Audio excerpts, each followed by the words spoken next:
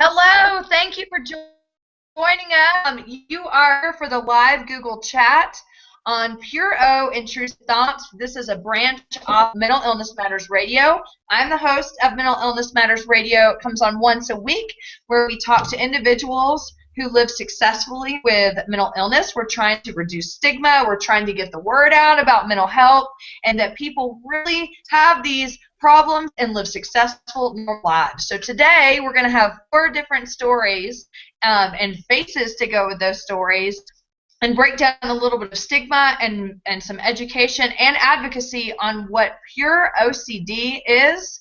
Intrusive and taboo thoughts. So I'm going to go ahead and introduce myself, and then we'll go down the line and talk to the ladies that are joining me today. My name is Chrissie Hodges. I'm a mental health advocate, a peer support specialist here in Denver, Colorado, as well as a coach, an ERP, exposure response prevention coach for effective OCD treatment in Denver. I'm also a crisis intervention team trainer at the Denver and Sheriff Police Department, and I'm the host of Mental Illness Matters Radio. I have pure OCD. I, in my life, mostly have dealt with emetophobia, which is the fear of throwing up, homosexual OCD, so typically it's called HOCD, so you'll see me refer to that, and scrupulosity, which is when religion gets entrenched in your obsessions and your compulsions. So that is me. So let's move on to Miss Alison Dotson. Hello, Chrissy. Thanks for having me. As she said, I'm Alison Dotson. I've had OCD probably since I was a child, but I wasn't diagnosed until I was 26, partly because I have pure O like Chrissy does. And I had no idea that my obsessions were obsessions. I thought they were just thoughts that made me a bad person. So I had religious OCD, HOCD, like Chrissy mentioned, that you fear that you're homosexual when you're not. Scrupulosity and POCD, which is pedophilia OCD, and that was the worst one by far that I had, and that's what ultimately led me to get a diagnosis and get help. I'm also the author of Being Me with OCD. It's a self-help book for teenagers with OCD, and I'm the president of OCD Twin Cities, which is our local Minneapolis affiliate of the International OCD Foundation. Excellent. Thank you, Allison. So we'll move on to Miss Angie Alexander. Angie, do you want to introduce yourself? Hi, my name's Angie Alexander. I am a homeschooling mother of 5 children. We live kind of in the hills of Nashville, Tennessee. My husband's a farmer. We have a pretty slow going life, is the exception of course, OCD. I was just diagnosed in November of 2015 with postpartum obsessive compulsive disorder. I've struggled with symptoms for my whole life. Looking back now, you know, I see signs of it early on, but it didn't really become severe until after I had my first child, when I started getting, you know, just violent, crazy thoughts about harm, about him, about myself. And I had health-related OCD too, which is also called like hypochondria. And yeah, sought treatment in November of 2015, and exposure and response prevention therapy changed my life, obviously.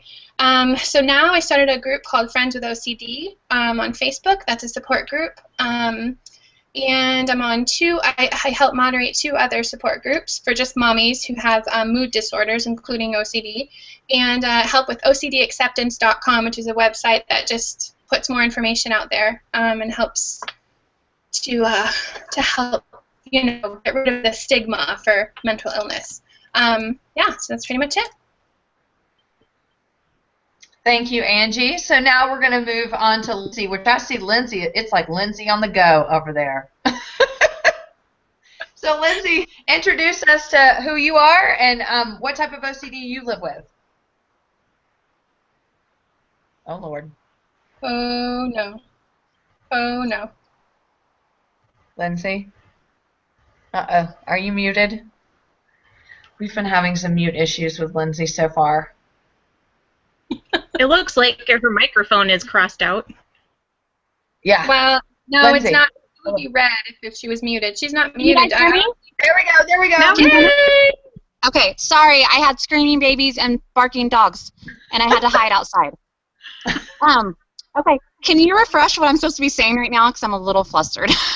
Introducing myself, right? Who are you, Lindsay? Give us an introduction and talk about what type of OCD you have. Okay. My name is Lyndsee Hargett, and I am the ultimate hot mess of all mothers on the universe.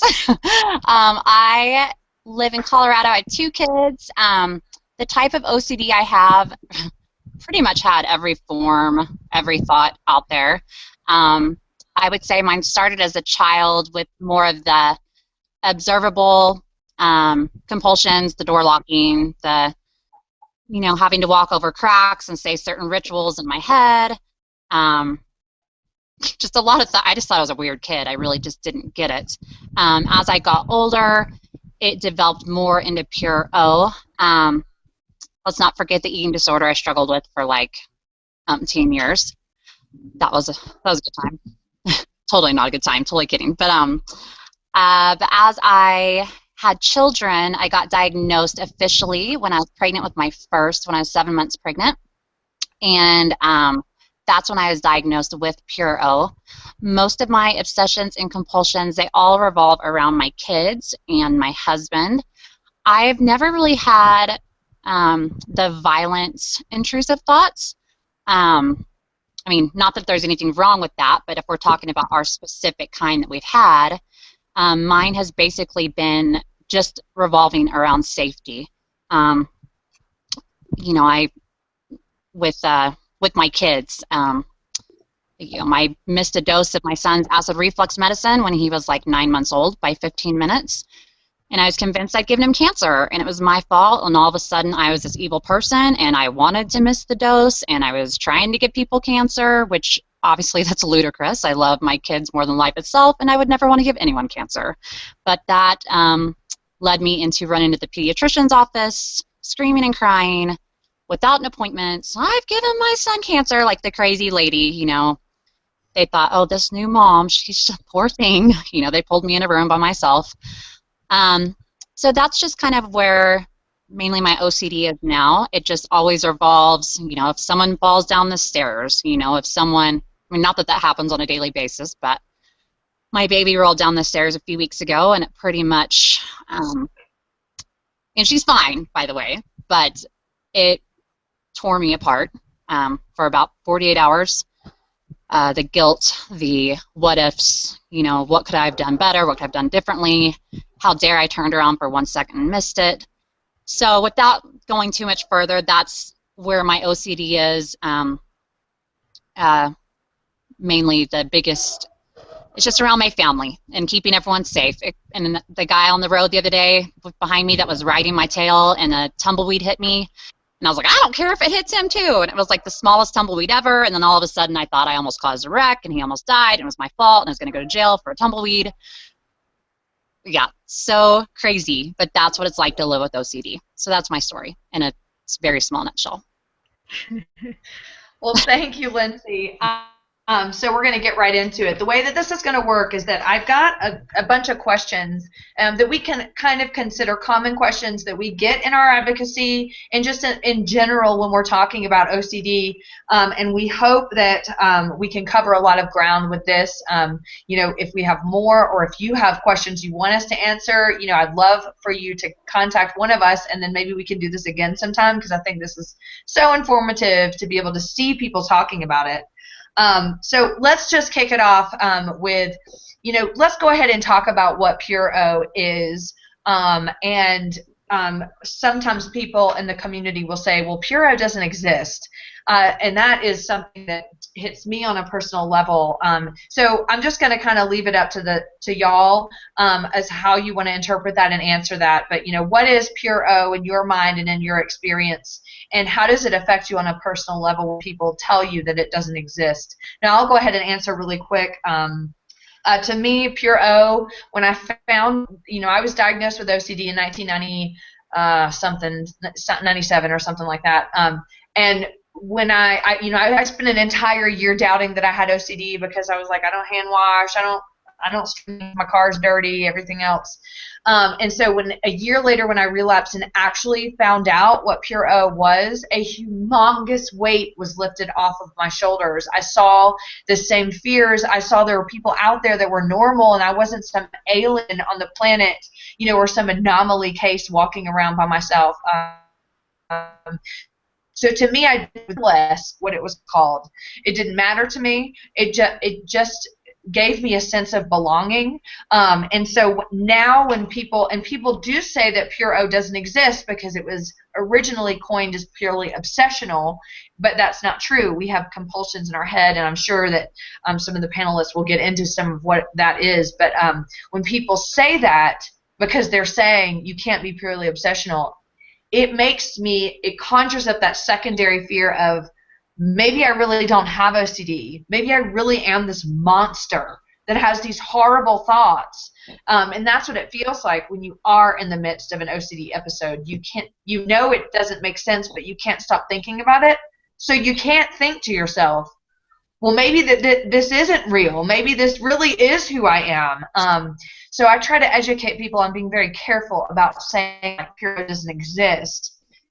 It would be a lot easier if people said, well, that the title doesn't make sense to me. And then I can explain there's a discrepancy between the title and the community, and we identify in that community. So that's kind of the simple answer for me. Angie, let's talk to you with that question. You know, what does Pure O mean to you, and how does it make you feel when people say it doesn't exist? So I think it's important for me to just express really quick at first. So the whole people, when they talk about this idea of OCD, so when people have the general, when OCD is exposed or brought up in a conversation, people automatically, if they know about OCD, automatically think of the person who washes their hands incessantly or has to organize in such a way. You know, I feel like for me, that doesn't make me super upset on a lot of levels because it's helped me to accept my illness and not feel so and so now I'm on the other side. Now I feel like I have to explain it all the time to everybody. But at first it was okay, because at first I felt like, well, at least they don't know that I'm sitting here thinking about killing their kid. You know what I'm saying? Like for me, at least it's not this like scary kind of, you know, because I think when people do understand, it can be very scary and alarming. Like what isn't fully understood, and I couldn't fully understand my illness until, you know, I went through lots of reading and treatment and whatever. But for me, Pure O it's violent, intrusive thoughts. And so it's been good for me to be able to take it easy and just kind of explain it in the way that I experience it, if that makes sense. I'm glad that somebody doesn't understand it in a different way, so that I can kind of be the first one to say this is actually. I hope I'm making sense. So for me, it's just violent, intrusive thoughts. So when I first started with my first son, he was a year old, and had my first intrusive thought, I thought, well, this mother who drowned her 5 kids in the bathtub, I thought for sure that I was, if she's capable of that, then I must be capable of that. And so for me, I just constantly in my head went over and over and over again in my head that scenario of that woman and her children, and I imagined all scenarios with me and my child, and that's what obsessive compulsive is. For me, that's what it is. It looks like me just constantly going over every scenario. It doesn't even have violent, intrusive thoughts. That's what it has been mainly. But it could even be like this conversation. When we end this and we all go our separate ways, I'm going to be going over in my head what we talked about, and what if I should have said this way, and what if, oh, Chrissy said that one thing, did she mean that, or did she mean something else? Was she talking to me? Like, so it's just running things over and over and over again, and just exhausting all of the what ifs and scenarios in my mind. That's what it means to me. Well, thank you, and I am available to clarify anything that I said afterwards, Angie, just so you know. But she won't think of it until it's too late. You might need to clarify for me, too. I'm already going in my head, oh, no! Well, Lindsay, let's move on to you then, since you're already going on ahead. Lindsay, what does Puro mean to you? What does that label mean to you? And tell me what it feels like to you when people say like that it doesn't exist. Well, a lot of people in my world don't even know that Puro does exist. They have no idea what in the hell I'm talking about. Because again, people just know what OCD is, and they just know what they see in the movies. The hand washing, the door locking. Yeah, sure, I've been through all that. But pure OCD to me means the psychiatrist at the mental hospital where I was when I was 7 months pregnant, when he gave me a stack of papers and said, this is what's going on. You're not going crazy. So, to me, it means hope. To me, it means that everything's going to be okay. To me, it means... I'm sorry, I can't ever talk about this without crying because it was such a gut-wrenching time of my life. But to me, it was the start of the rest of my life, to have someone hand me a stack of papers and say, there's nothing wrong with you. You're not going crazy. It's not just the pregnancy hormones. There is a textbook answer. And I thought back, he goes, I want you to sit here right now. Think about till your childhood. And I thought all the way back to 5 years old, which is the first time I had my OCD episode, lying in bed, trying to remember what someone said, yelling to someone else across the street. Couldn't remember it. Felt sick, thought I was going to throw up. Went in my parents' room as a 5-year-old. I can't remember what they said. What do you mean? The guy on the street. Why does it matter? Because it matters. Don't you get it? It matters. We're all going to die. We're going to die if I can't remember what he said. And so that's when it started. And then all through my life, the eating disorder clinic, every therapist I've been to, you're just so anxious. You just have such a guilty conscience. You just can't even handle a normal thought that, most of us can dismiss. You just need to calm down. When in the history of anyone telling you to calm down, have you ever calmed down? They don't get it.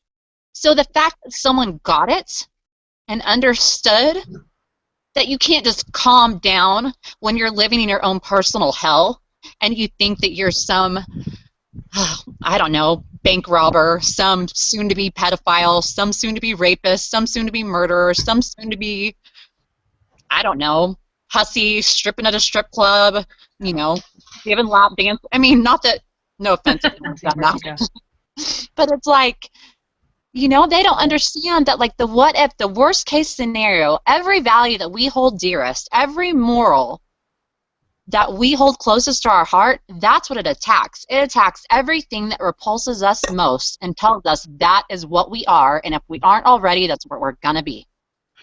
So for me to know that that's just a mind game, that it's a chemical thing, that we can't help it.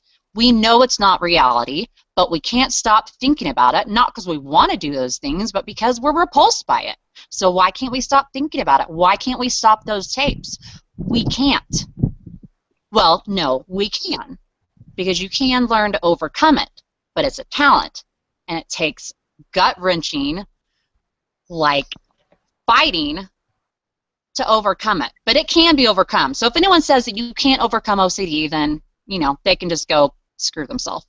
But it's not going to come without a lot of anxiety. And there's still times where I have a rough day. And you know what? One person I call is Chrissie. And I know I'm not going to get the, la, la, la, la, la, la, soft, warm fuzzies from her. She's going to tell me, get over yourself. Get comfortable being uncomfortable. This is OCD. Shut the hell up. Move on with your life. Go get an Us Weekly. Go get a Diet Coke and eat a donut. And ride it out. And that's what you do. It's a storm. It's a hurricane. When you're in it, it's awful. But it's the minute you find that shrink that you know is there and you flip that switch, you're back to normal. It's the weirdest thing, and if I could market how I do it every time, I'd be a millionaire. But the nice thing is it only happens once every few months now. And that means that I'm recovered, to me, because it'll probably never fully go away. But if I'm not stuck in the same thought for, 12 months in a row, not sleeping more than 2 hours a night, I'd say I'm doing pretty good. So that's what it means to me. Thank you for the props, I think. I want a donut and a Diet Coke. That's great advice. And your pajama pants. My what? Your pizza pajama pants. Oh, and my donut pajamas. My donut pajamas are very important. Well, thank you, Lindsay.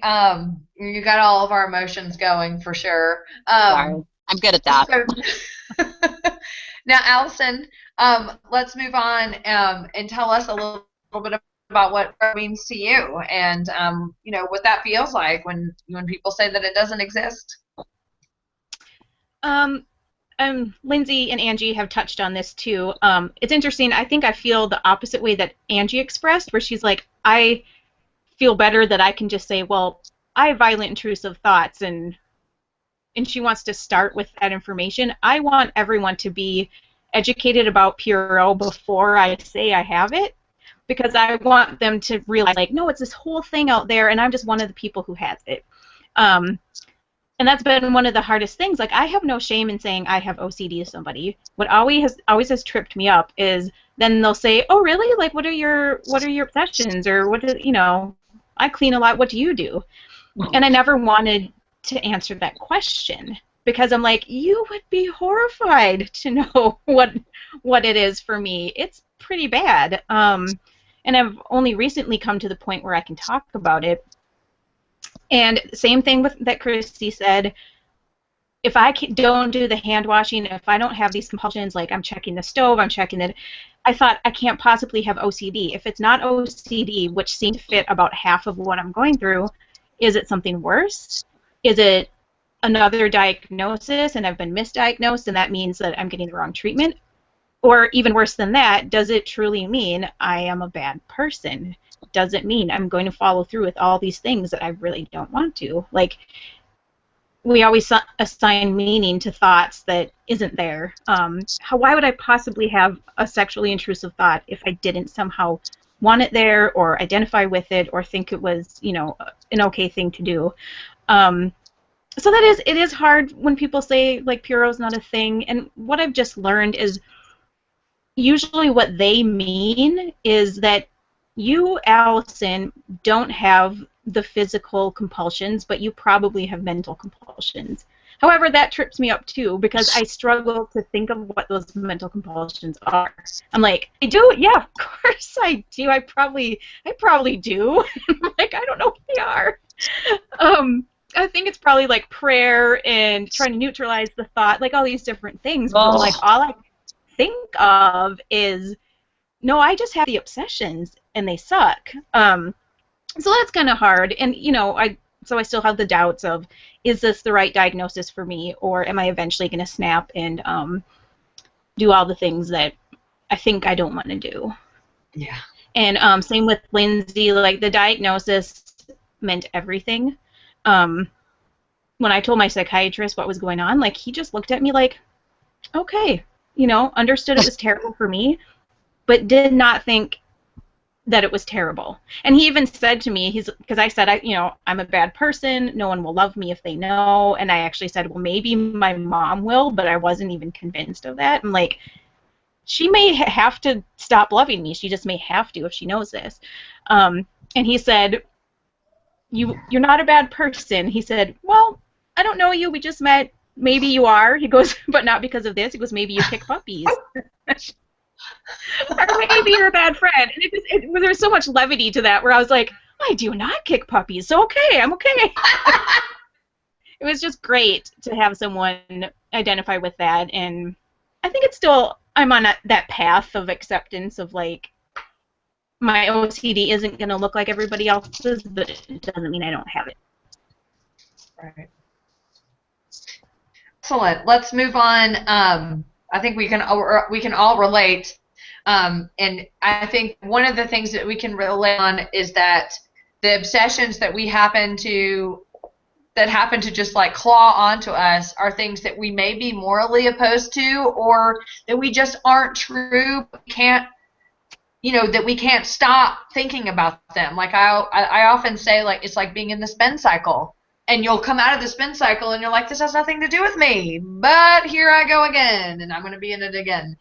So the next question that I'm going to pose to the panel here is, why is it that we settle on things that we're either morally opposed to or that we know have nothing to do with our character or behavior, but we can't stop? So Lindsay, let's start with you.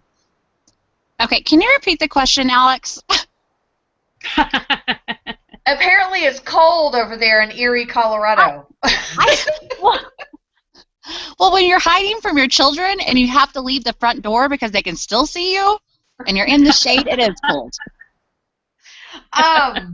Talk about why is it with people with pure O that they end up settling on an obsession that they're either morally opposed to or it has nothing to do with who they are or their character.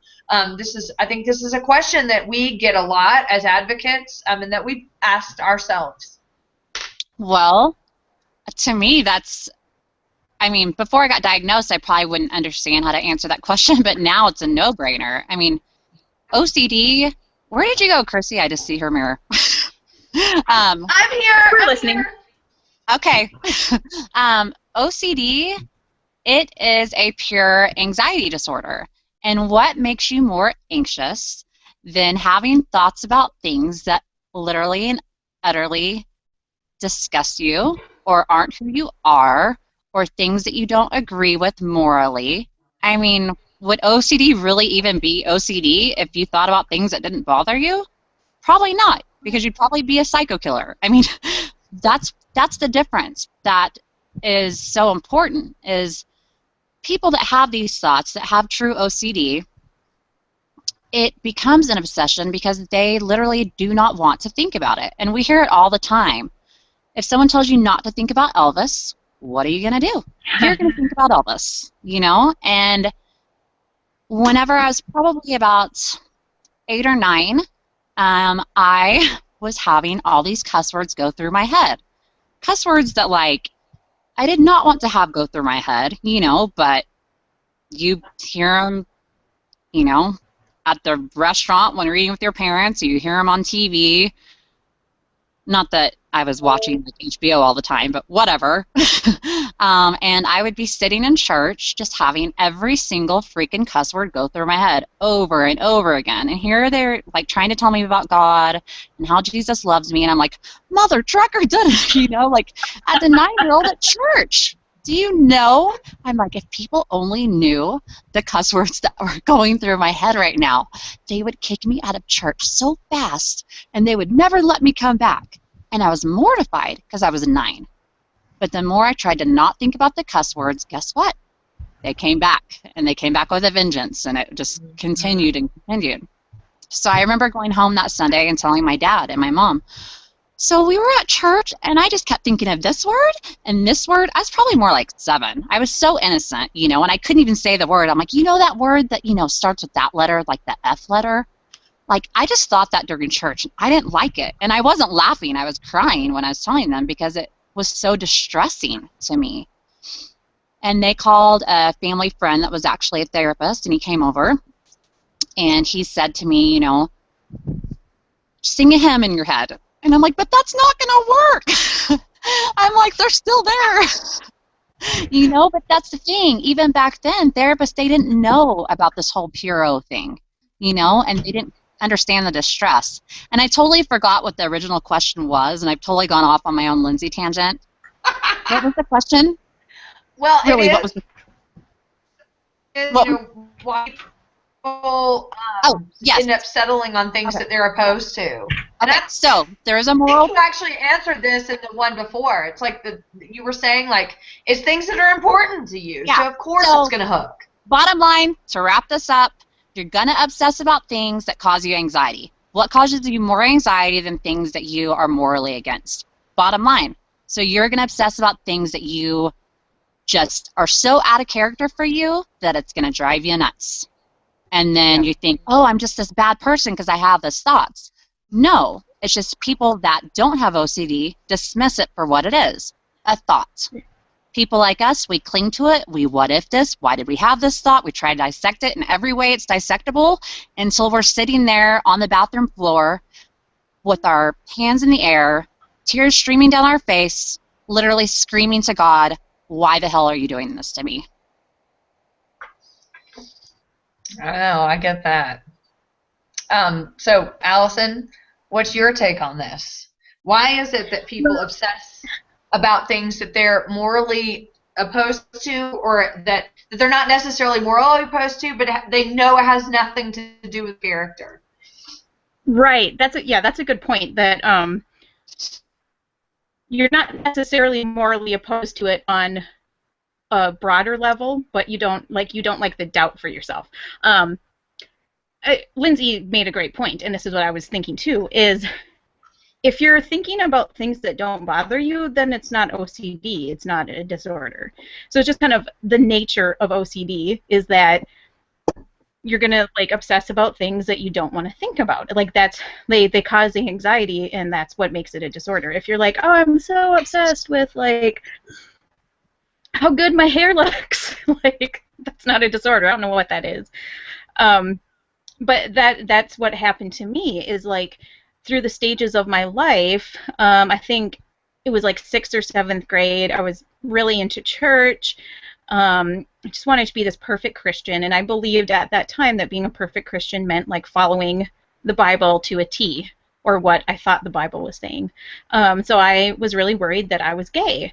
And, you know, I had Christian friends, religious friends, and I thought that my parents would have a problem with it. You know, it was just kind of like, if this is true, my life is over. This is going to be terrible. And I also thought I might go to hell if that were true. And later, as I got a little bit older and got into maybe a little different friend group, I was like, well, I don't think it's wrong to be gay. Like, they're probably just born that way. That's okay. God will still love them. The obsession went away, and I was like, oh, thank God, because that was terrible. Didn't know I had OCD, so I just moved on to the next thing, which was religious OCD, and just having crazy, terrible doubts about Jesus and God, and maybe God doesn't really exist, but at the same time I'm like, well, no, he can see what you're thinking right now, Allison. Like, if he doesn't exist, why are you anxious that he thinks that you're saying these bad things or thinking these bad things? And great for me, it also had a sexual component. So I had obsessions about Jesus that were sexual, and it was like, truly, yeah, since I wanted to be a good person, good Christian, of course, like that's what it was like, well, of course you can't be Allison, and it piled on and piled on and piled on. Eventually that went away, and again it was kind of like, I'm just not going to go to church anymore, like really running away from the problem. That's not what you do, but I didn't know I had OCD. And then I was like, well, you know, now I'm like out of college, I'm in a serious relationship, like maybe we'll get married and have kids. And it was like, boom, really? Because you're probably going to sexually abuse them. And it was like, no. So that's when I finally started to realize, because it wasn't until I had a pattern to look back on that I'm like, it's always something, Allison. Like, it's always something that you feel really, it's really near and dear to your heart, or it like, you know, you have these life goals and it's always interfering, and I'm like, am I really that depraved of a person that I'm just gonna like go from like one sexual deviancy to another, or is there something else at play? So that's what it's been for me. More recently, my obsession is that I'm gonna yell out the N-word in public, or, you know, see someone, because I live in Minneapolis, I take the bus, I mean, I can just see myself blurting it out to someone, and that's not me. That's not what I want. I want equality. You know, it's like, it's just, that's what OCD does. That's the most basic answer I can give, that when it's triggered in your brain as something distressing, it latches on. And yeah, you just need to work through it and say, that was a distressing thought, but you're not the only one who's ever had it. It's not the thought, it's how you react to it. And that's something that's helped me a lot, is talking to people through the years who are like, dude, I think like stuff like that too. Like, I've totally, you know, like, thought bad things about my mom or whatever, and I'm like, oh, you have? And they're like, yeah, but they don't care. And it doesn't mean that they're bad people. It goes shoop through their head, and for me it gets stuck and then loops. Yep. That's my non-scientific answer. That's a good answer. Yeah, Thank you. Talks like, I'm so glad that you feel yelling things out, but girl, I'm right there with you.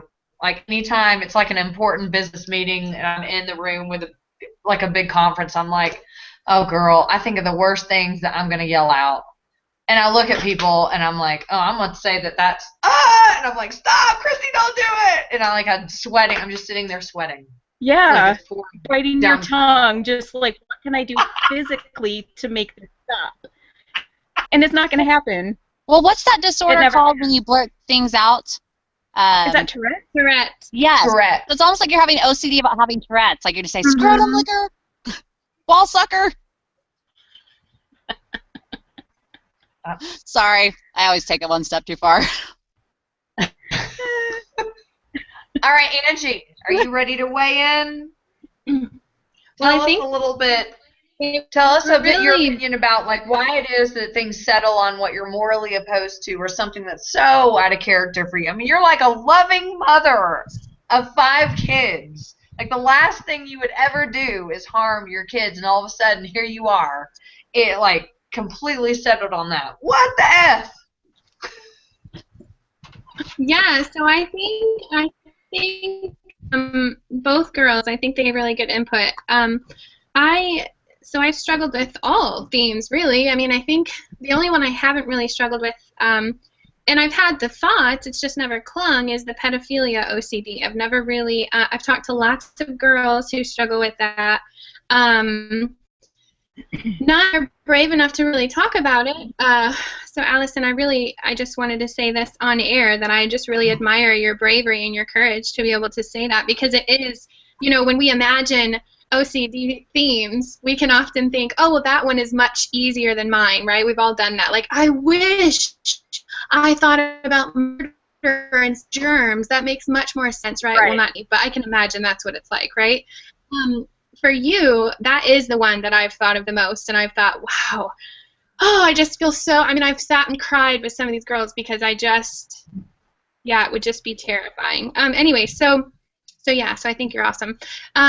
For me, though, I have had those thoughts. They've just never clung to, like one girl said, I was changing my son and he was kind of running around naked, because those of us moms who don't have all of our stuff together, we let our kids run around naked, especially out here in Tennessee where our neighbors are miles away. And so she said, the child drank something and he had orange juice all coming down the front of him, and she had this terrible thought. And I said, oh, did you think? And I told her thought, and she was like, that's what I thought. You have it too. And I was like, no, girl, I don't have no POCD, but I just know that it's an intrusive thought. We all have those intrusive thoughts, but the nature of the thought isn't what's important. It's what's important to you, and that's why it clings to you. So Chrissy, back to your answer, like basically, OCD is pathological doubt. That's all it is. It's just doubt. It's a doubting disease. The content doesn't matter. We get lost in that. We get lost in the content. I have these girls messaging me, and they're so lost in the content. If they could only have another theme, if they could only have another thought, if they could only just stop thinking about that one thing, it would be totally fine. It's not the content, because it's always going to be something. You're always going to doubt something. And for me, what I am most passionate about is my children, and that is why that's what OCD attacks. Because for me, the thing I love the most is the most vulnerable for doubt. And so for me, and that's, that's basically, that's agreeing with both of you. I think whatever we care about, or even what we don't care about, we can doubt. There's so many things that we can doubt. So for me, that has been the real crux of it is, as a mother, could I do, or I even know girls who think they have done something already because they can't go back to the past, so they doubt the past, try to get reassurance for that. That's hopeless, and so I think, essentially, I think it's just, and I've had those yelling out in public something, and in church, I've literally visualized, like, sleeping with the pastor or something, and I'm like over here repenting, can't even listen to the sermon because my amazing husband's sitting next to me and I'm like adulterating, right?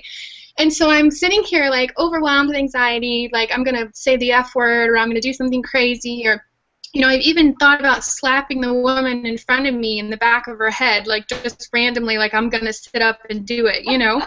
But after I received treatment, after I received ERP and I read the mindfulness workbook, it's all funny to me now. I mean, it's not funny when somebody else is going through it, right? Like I don't sit here and laugh at their obsessions, but even Chrissie with her emetophobia, I'm like, you're so adorable, and she's like, it's not adorable, but it's just so, it just so doesn't matter. Do you know what I'm saying? Like, I'm sitting here picturing slapping this 90-year-old lady in the back of her head. Like, that's hilarious. I mean, it's not hilarious. It would be really mean, and I wouldn't laugh, but it's just so dumb. It's just so dumb. So, like, for me, that's what's helped me to overcome. I haven't had anxiety in months. I mean, it's just been so good to just recognize that the content of my thoughts does not matter.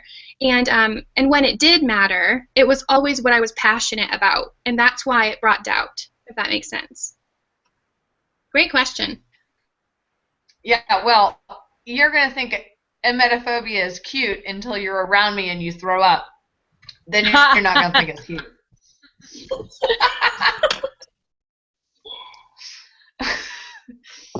A couple of my thoughts on this. Why is it that we obsess about the things that we're morally opposed to? So here's the thing.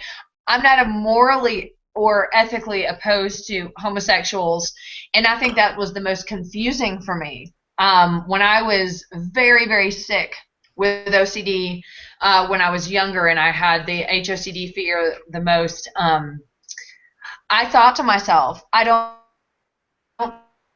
being gay would be so much easier than this. Like, I wish I could just come out of this imaginary closet, and then maybe I could actually date men if I just say that maybe I'm gay.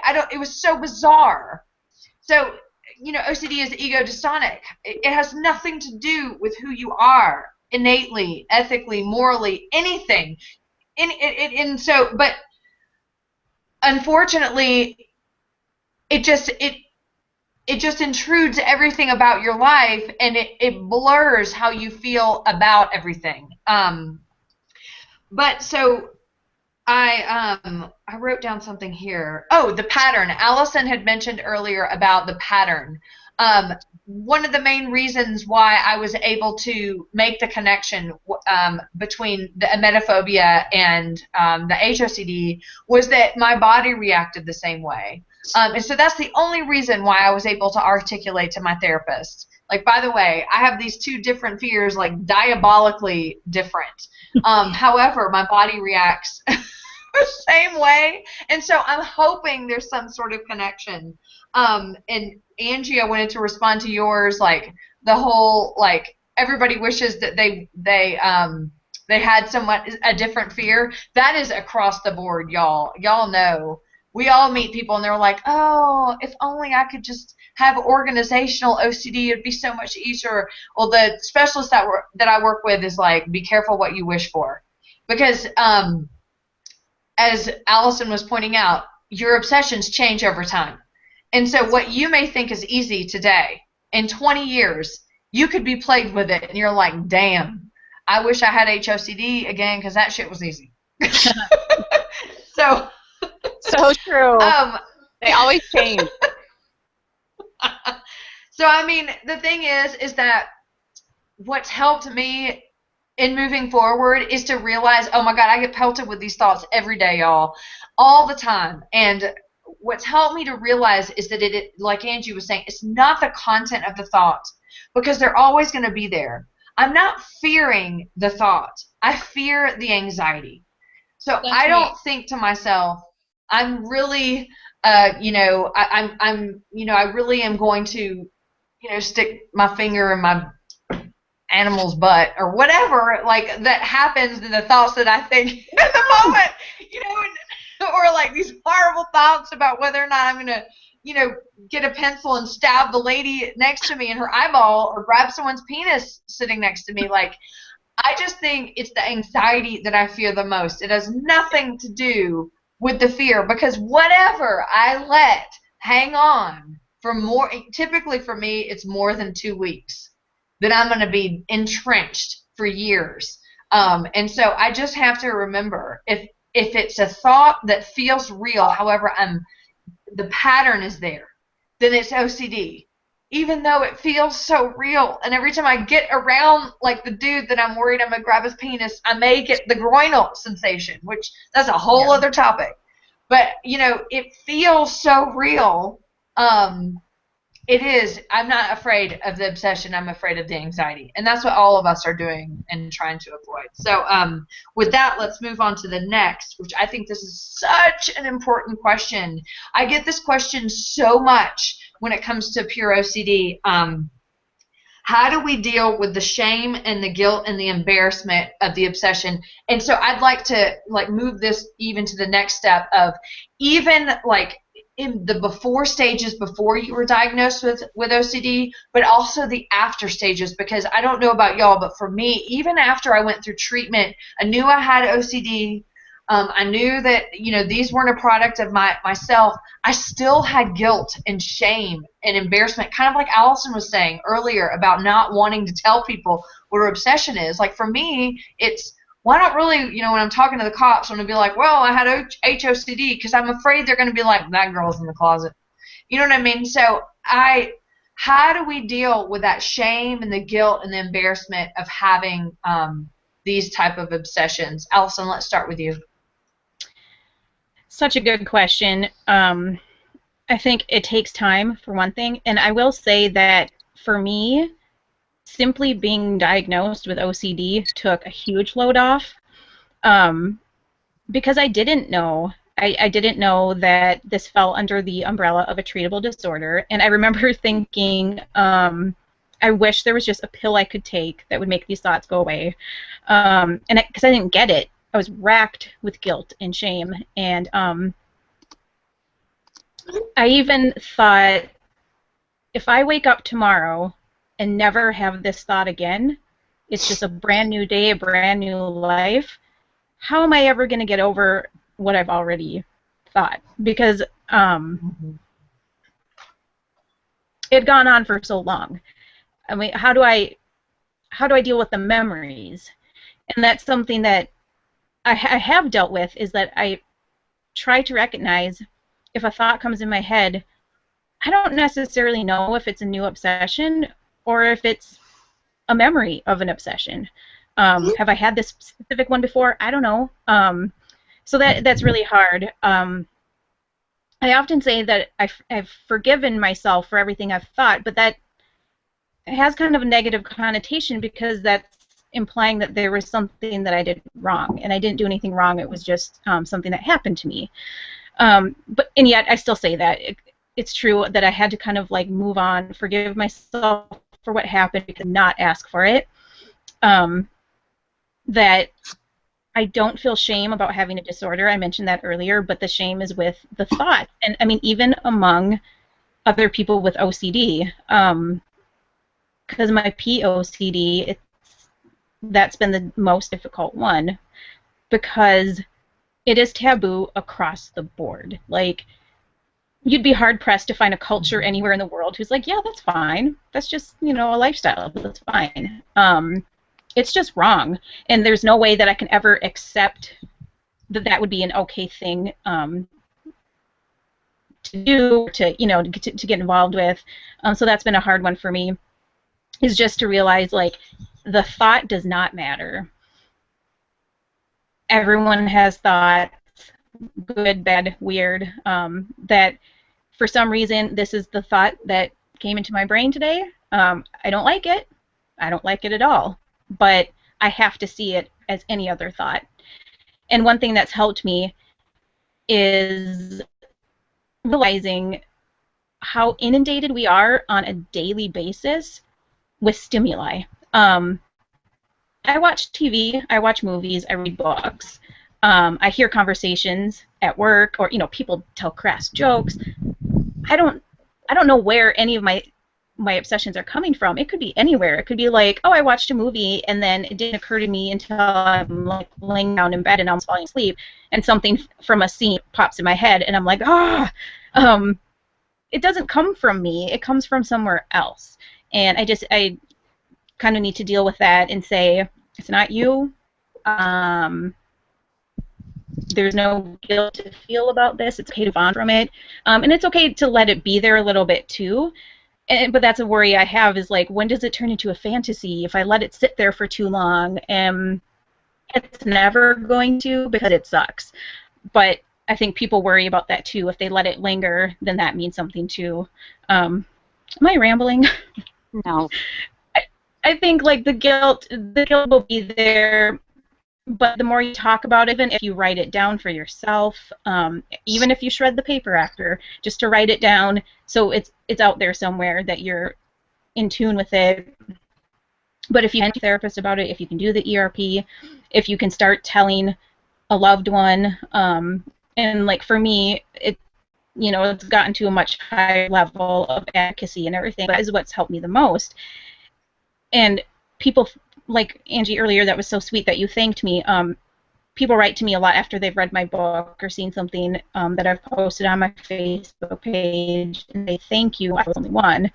And that's what keeps me going with that. And connecting with other people, like I realized I was not alone before, but the more I talk about it, the more I realize I'm not alone. Like, we're not alone in this. We don't have to have all the same obsessions in order to identify with someone else and say, I need to treat myself the same way I treat everyone else. If someone came to me and said, I have these terrible, distressing thoughts, would I judge them? No. Be as compassionate for yourself as you are for other people. Thank you, Allison. That's a hard question. And I mean, I think that you nailed it. And thank you for all that you do in your advocacy, for sure. You. Angie, do you want to weigh in? So how do you deal with the shame and the guilt and the embarrassment of an obsession that's clearly leaps and bounds away from who you are as an individual? So I think the thing for me that was always so confusing, especially before I knew that I had OCD, was in Dr. John Grayson, who writes Freedom from Obsessive Compulsive Disorder, he puts this perfectly. He says, it's where OCD and anxiety is basically like you are losing your sanity, but you are so sane still that you are a witness to the loss. Mm-hmm. And for me, that's what OCD has been like. And so I have literally in the back of my mind this whole time known I'm not like gonna be a murderer. I've never wanted to murder my children. I've never wanted to hurt anyone. I've never wanted to be a lesbian. I've never wanted to I mean there's just I've had them all, right? So so it's not a desire. OCD is not an illness of desire. It's a disorder of anxiety, not of desire, right? So it's fear, it's not desire. So we know that in the back of our minds, all of us. We know that it's not coming from our hearts. It's not this desire that it's something that we're fighting against, right? So for me, it's been easy now that I know, like when it was given a name, I knew. I mean, I remember Googling it and just falling to the floor. I had OCD for 14 years after intensely debilitating after my first son turned 1, and so that was like 14 years. And I never told anybody. My husband didn't know until November when I was diagnosed, and we've been married 11 and a half years. So he had no idea. He had no idea why I didn't like to be alone, why I wasn't comfortable giving the children a bath. He never knew that I was laying awake, terrified of what I might do if I fell asleep. He never knew any of it, and he cried the night I came home and told him that I had obsessive compulsive disorder and that I had been living terrified.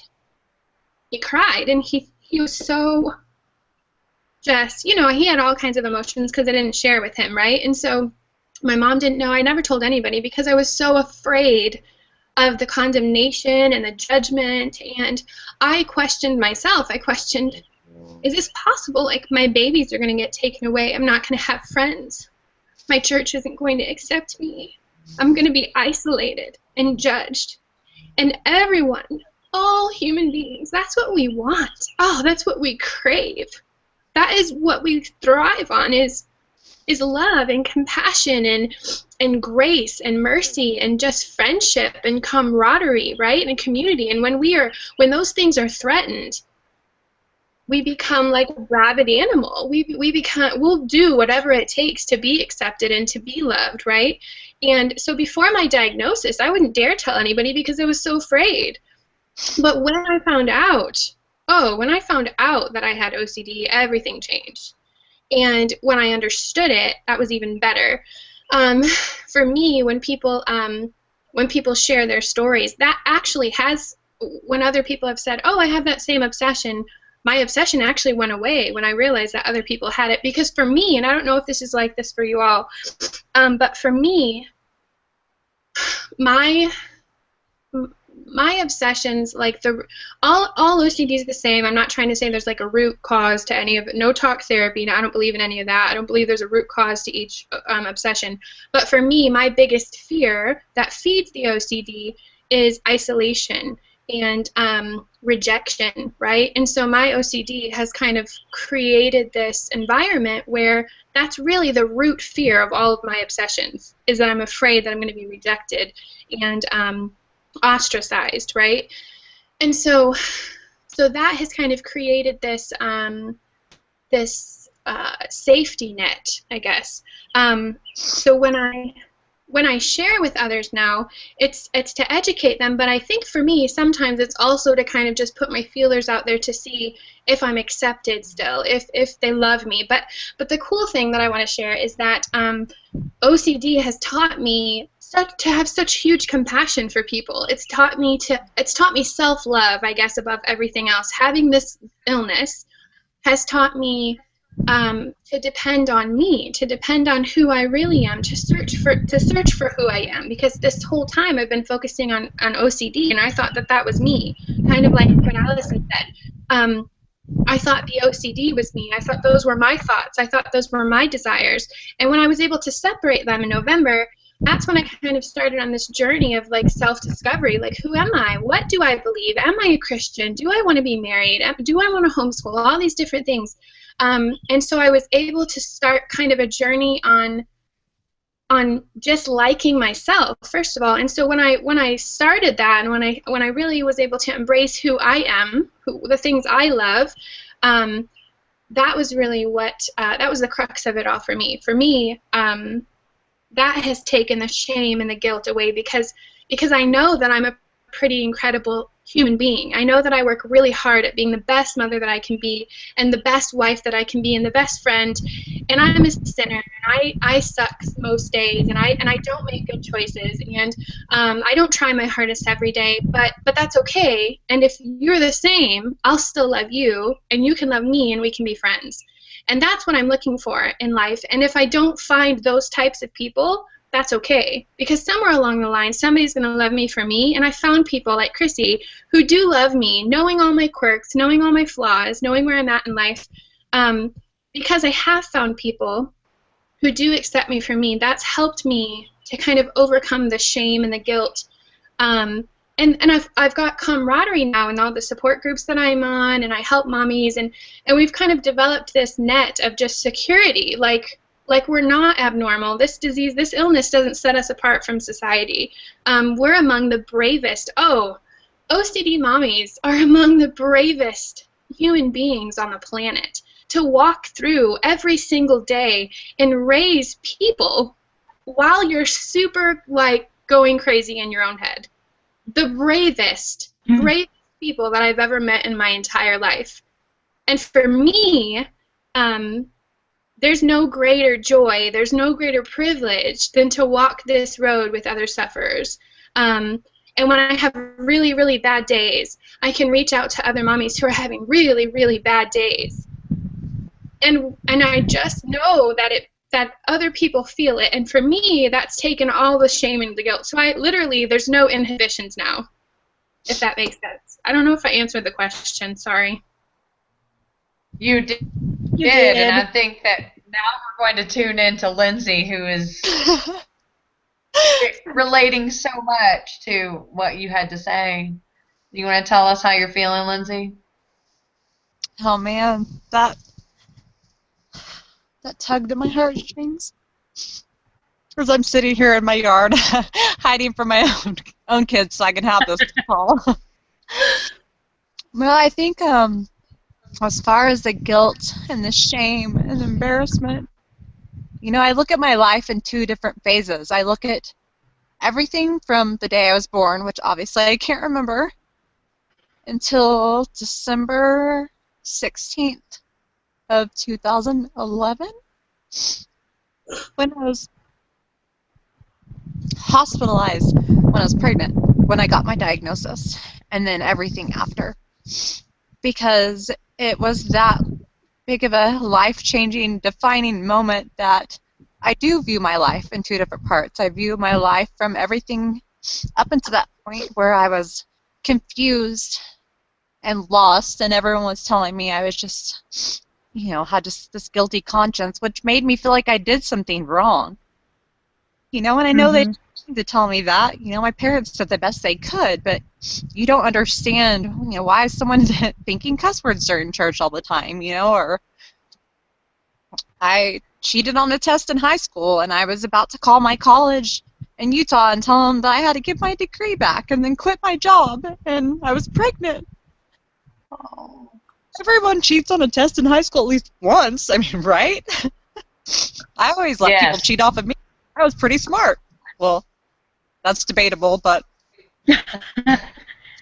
Everybody cheats on a test in high school. I mean, it was like something stupid, like math. And it was one time, but I still think about it. I still feel guilt about it, you know? And even if everybody doesn't cheat on a test in high school, it's still okay that you did. Doesn't matter what other people do. It's okay that you did. Own it. But people don't get it. They don't get it, you know?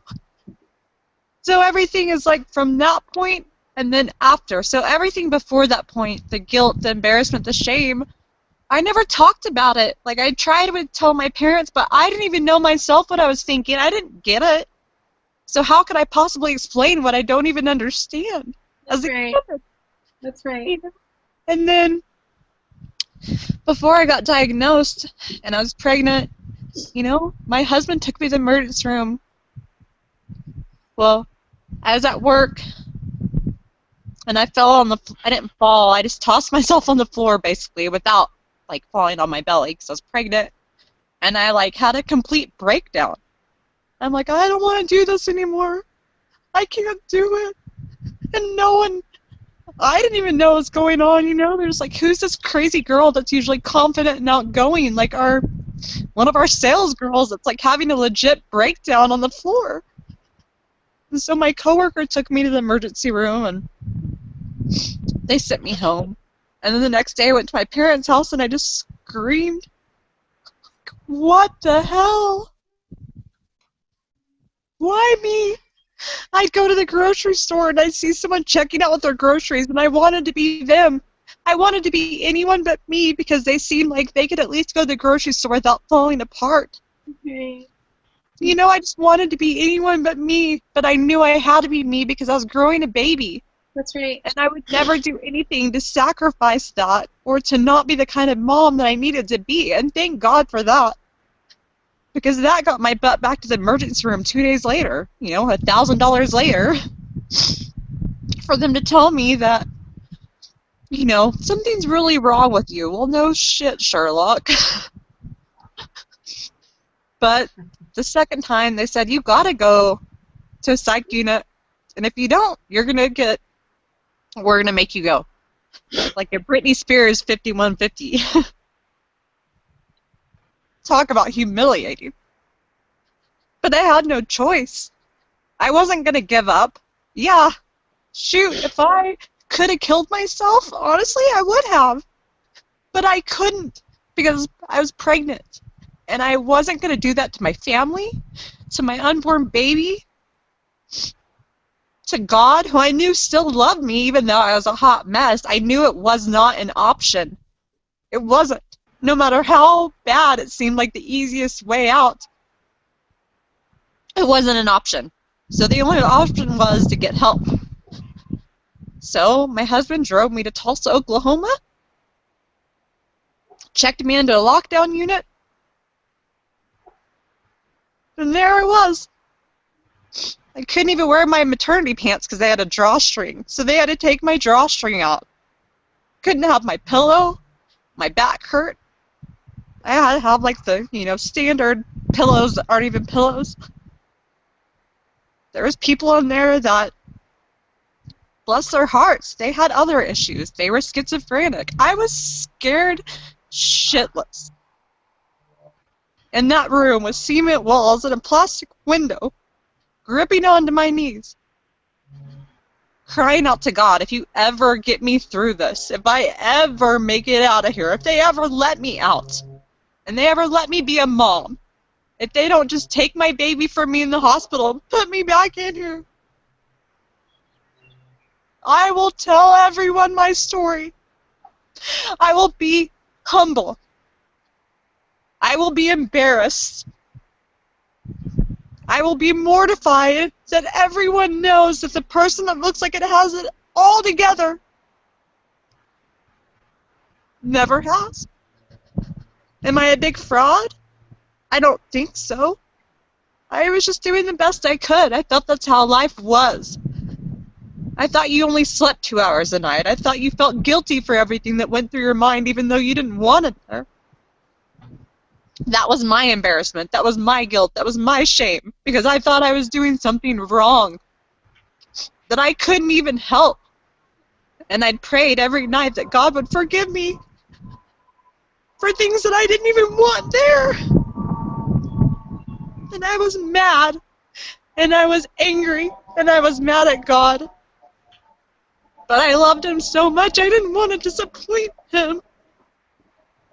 So the conflict, the religious OCD, all of it came full circle. I've been through everything there is with OCD. So if anyone says, I have this or I've had this thought, I'm sure I've had it too. Maybe for a brief moment.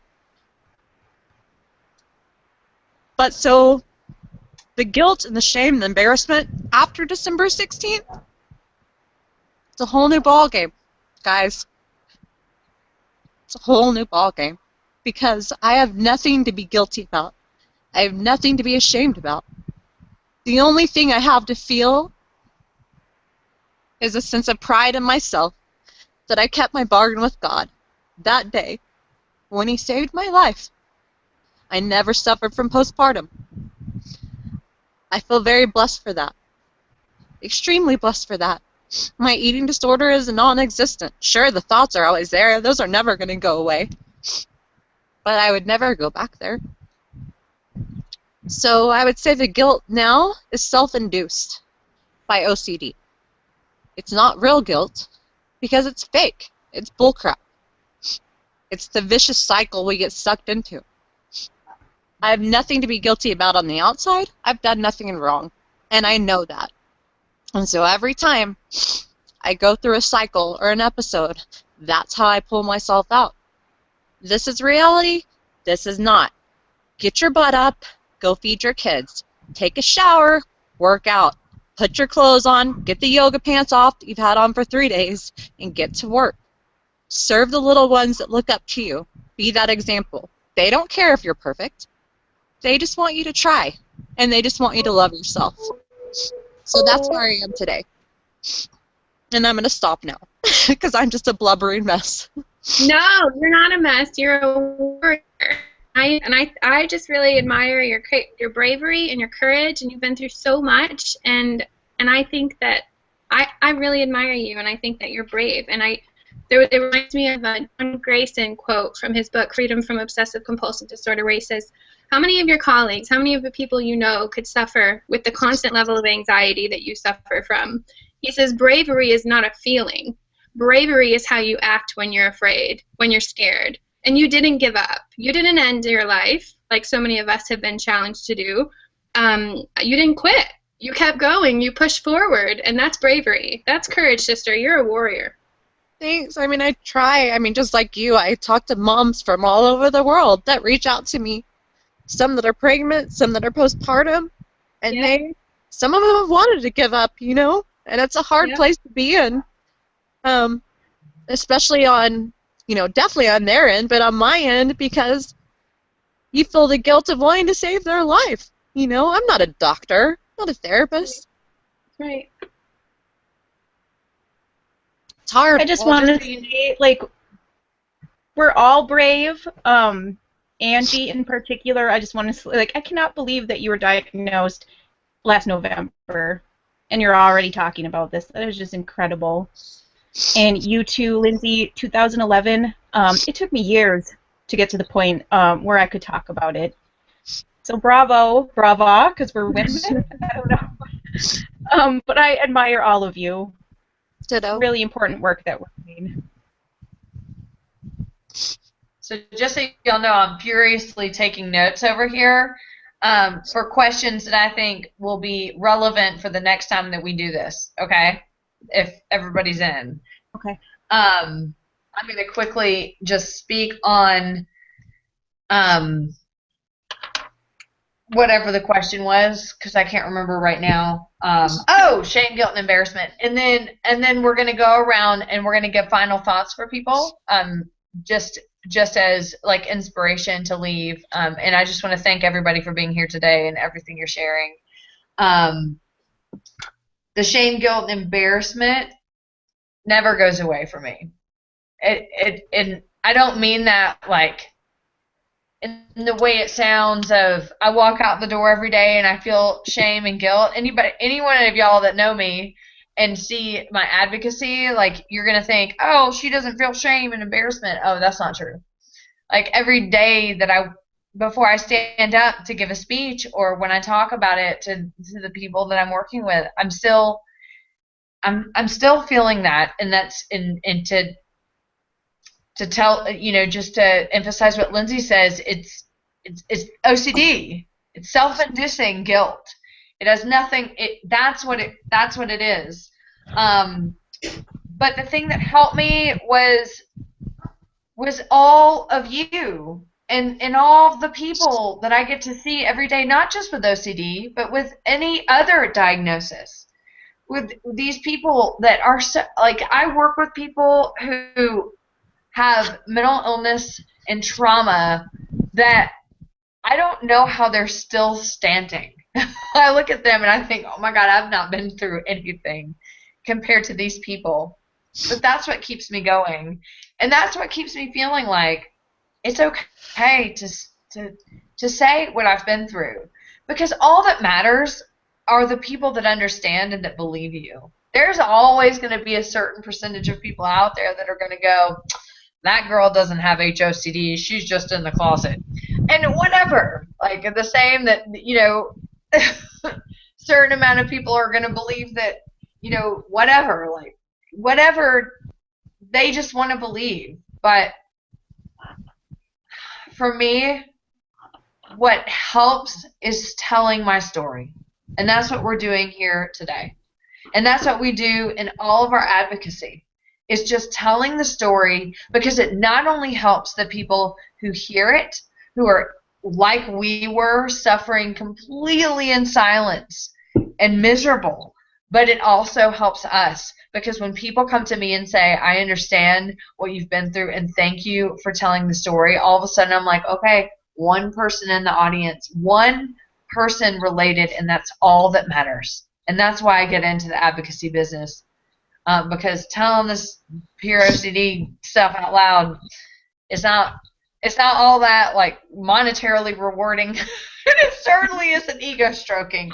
So for me, it's just knowing I'm not alone, and knowing that there's people like the three of you and all the people watching and all the groups and stuff, and anybody who's going to watch that will say, okay, we're in this together, and that we aren't these freaks walking the planet that are aliens. And so let's wrap this up one by one. Let's just like go out with some words of inspiration for people. And I think what I mean is you know, if you were talking to someone who has OCD and they're in it like we've been in it, you know, what is it that you could tell someone pretty immediately to just say, don't give up, and this is why? Angie, let's start with you. What would I say? I guess if I looked back before my diagnosis, if I could have had somebody come to me and just give me some gem of wisdom, I would have hoped for them to say something like, thoughts are just thoughts. Feelings that accompany those thoughts don't matter. Everything changes. Thoughts and feelings change. Circumstances change. In a year, you're going to be in a totally different place. I think the thing that I am confronted with the most now with the people that I talk with on a daily basis is they just want to know how to get where we are on the other side. They're in the storm. They want to know how to get to the other side of the storm.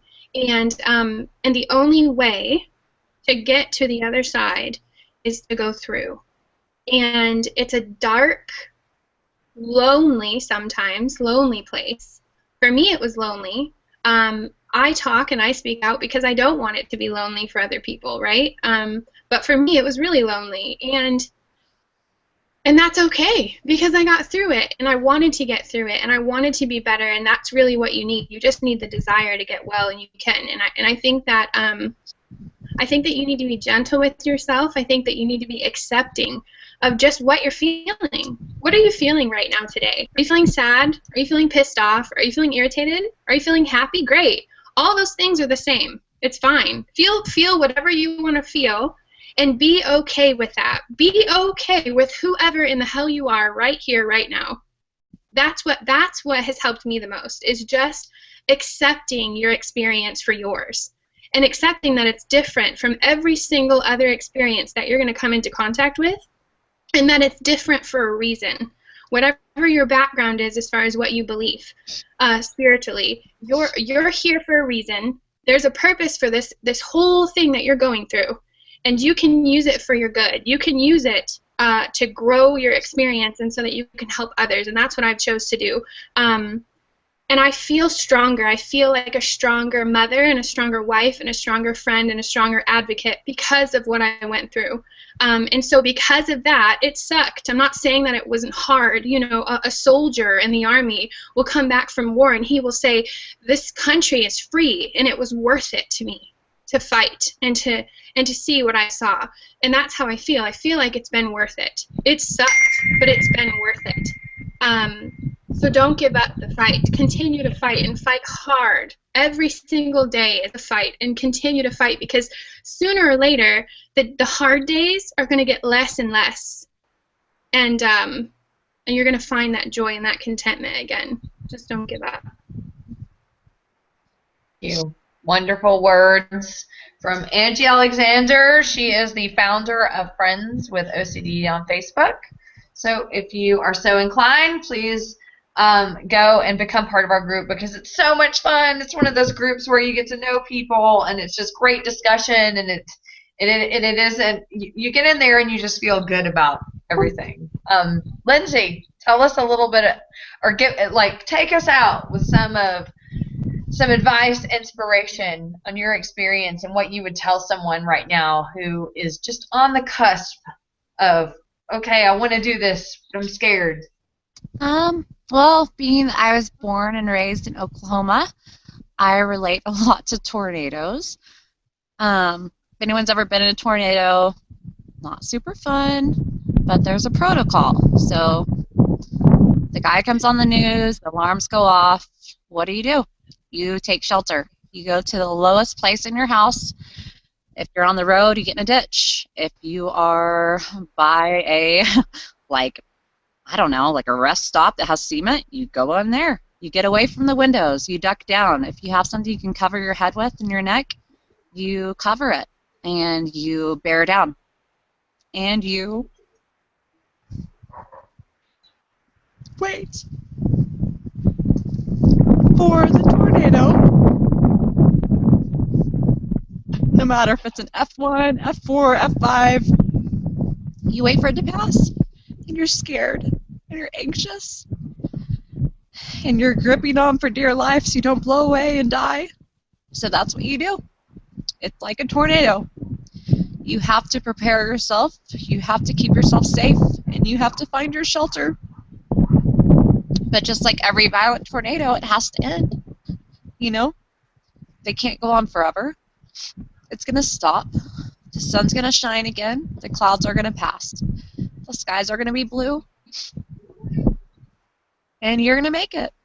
So you just have to hold on for dear life. You know, because it's worth it. Life is worth it. You know? It's never going to be easy.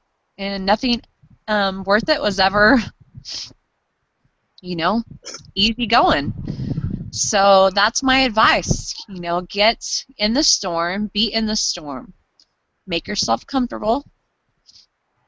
And, you know, like just battle through. It'll pass. The sun's going to shine. And you're going to pick yourself back up. You're going to get out of your basement. You're going to take that bed that you have covering you off of you, because that's what you do in a tornado. You're going to walk outside, and you're going to go on, and you're going to help people. And when the storm comes for them, you're going to tell them how to protect themselves. And that's what life is all about. You bear one another's burdens. You move forward. You don't stay stuck, because nothing stays the same. Everything changes. The weather, the days, the months, the years. So how sad would it be that you would have to think that you'd be like this forever? It's a lie. You have so much to live for. So you got to fight. We all have it in us. And you'll come out on top. But you have to believe in yourself, and you have to move forward. You can't stay stuck. Because once the tornado passes, if you stay stuck, you're going to look like a moron hiding in your basement with a mattress on top of your head. So you get up, you take a shower.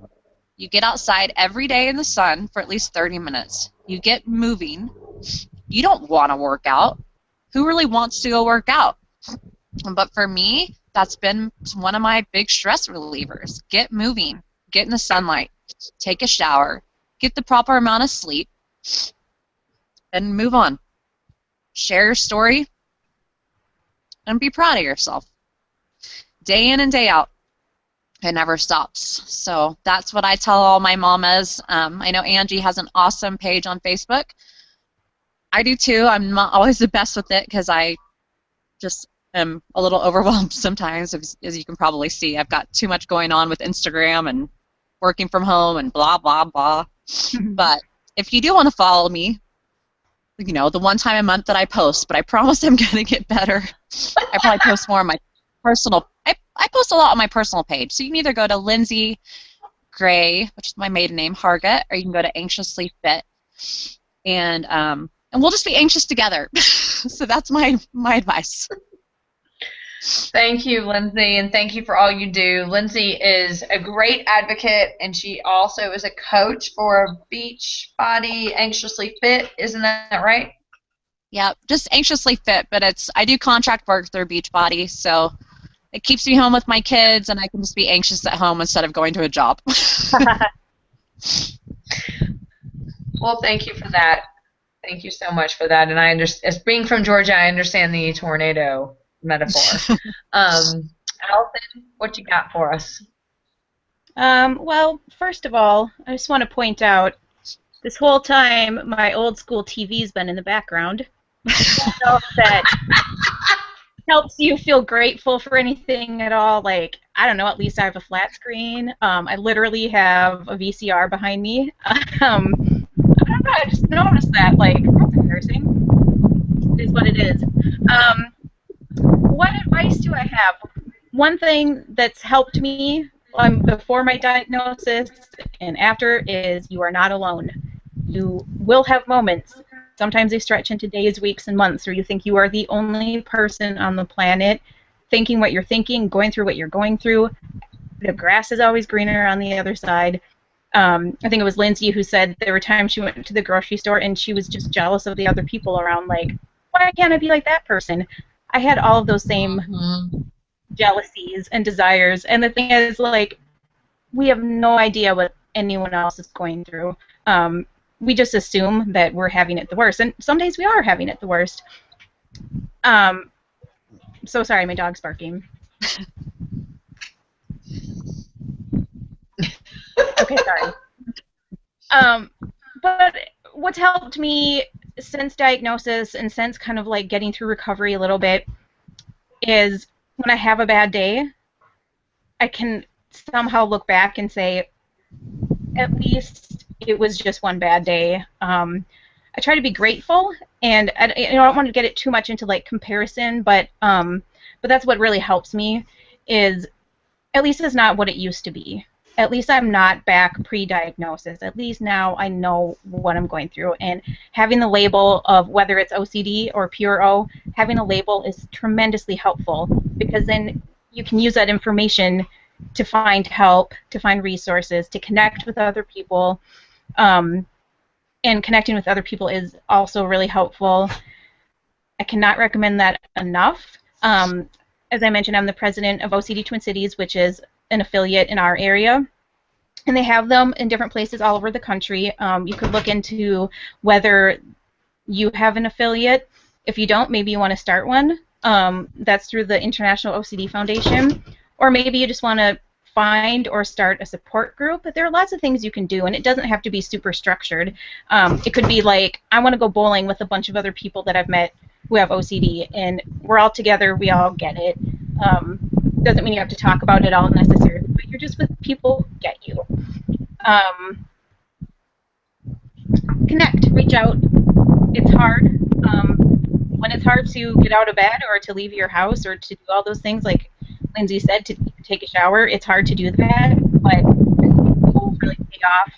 And it can be online. It doesn't have to be leaving your house necessarily, even though that's healthy. So yeah, and you can follow me on Facebook too. It's Alison Dotson. It's my author Facebook page. I would love to have you. And my dog is going crazy again. I'm so sorry. That's my parting advice. Well, thank you, Allison, and thank you to everyone here on this panel. My advice to people, when I tell people, is number one, find a specialist. Don't waste time with people that don't know how to treat OCD. People may say, I've treated OCD, but if they don't have success stories, don't waste your time. Talk therapy don't work. It may work for trauma and other things, but it does not work for OCD. That's one piece of advice. My second piece, you are not alone. Never feel like you are alone. Whatever obsession that you have, you may think that you're different. You may think that yours is untreatable. You may think that people won't understand. Let me tell you something. We have all felt that way at some point. That is what OCD does. It makes you believe that you are an anomaly and that you're the one person that cannot live a successful life with OCD. It is simply not true. Those are secondary fears, especially with pure O. So that's typically my advice to people. The other thing is just please don't ever give up. There are so many places and people out there willing to talk about their story. You've looked at four of us here today. Don't hesitate to reach out to any of us. As we're posting this all over, and we will be including our email addresses, our websites, our books like Allison's book, and places that you can go to get support and know that you're not alone. But just want to thank you for tuning in today and for watching, and please share this with people that you think that may benefit from what we have been through. I'm hoping, ladies, that we can do this again. And that we can, because I've seriously been scribbling down like all this stuff and all these questions that I think that we could answer next time that are typical for our type of OCD. So if anybody wants to chime in really quick before we disconnect, I just want to thank everybody who has taken the time to listen to this, and also thank my wonderful panelists. I just love y'all. I am just so grateful to you. You have made my life so much better and so much easier with OCD, and just in general having you as friends and colleagues. So anyone else wants to chime in before we go out? Chrissie, I just want to say thank you for putting this together, and thank you for your advocacy work. Has been a real encouragement to me, and really has spurred me on in my own efforts to just get the word out and help educate people. So I really appreciate that. I really appreciate the fire in you, and like Lindsay said, you know, I appreciate how mean you are, because it helps me get better. No, it does. Like, I hate you when we're in it, but then I love you afterwards. Like, I've hated her since the first minute I met her, right? But like in a beautiful sisterhood kind of way. Like, she's good for me. Like you know, like my kid's like a bat. Right? Like, it's like a love-hate. It's not like a real hate. No. It's like a big sister. It's like going to the dentist. Yeah. Going to the dentist kind of hate. You know, you need to get good for you.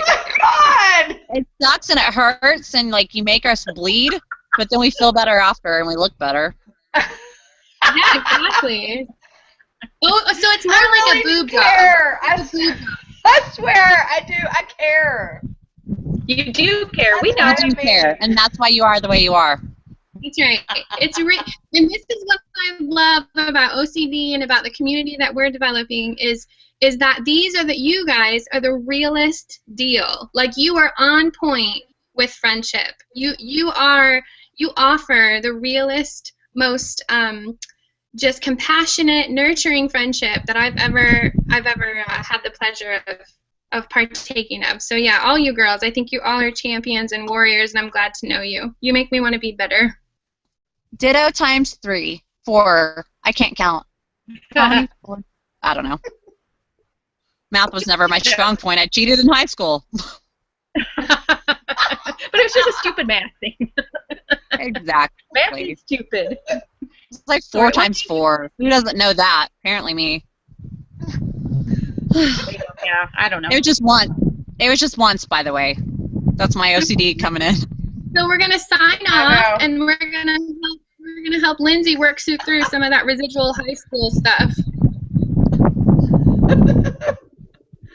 All right, thanks so much, y'all. You rock, and thanks to everyone who's listening. This has just been the highlight of my month, if not more than 1 month. So just love y'all, and thank you everyone who's listening. Please look at my page, Mental Illness Matters Radio, for more updates. I hope we can do this again. And wherever you are in your life, and wherever you are in dealing with your OCD, please don't give up. We are 4 people that is showing you there is help, there is hope, which is the biggest thing, and you are not alone. Have a wonderful evening. We will see you next time. Peace out.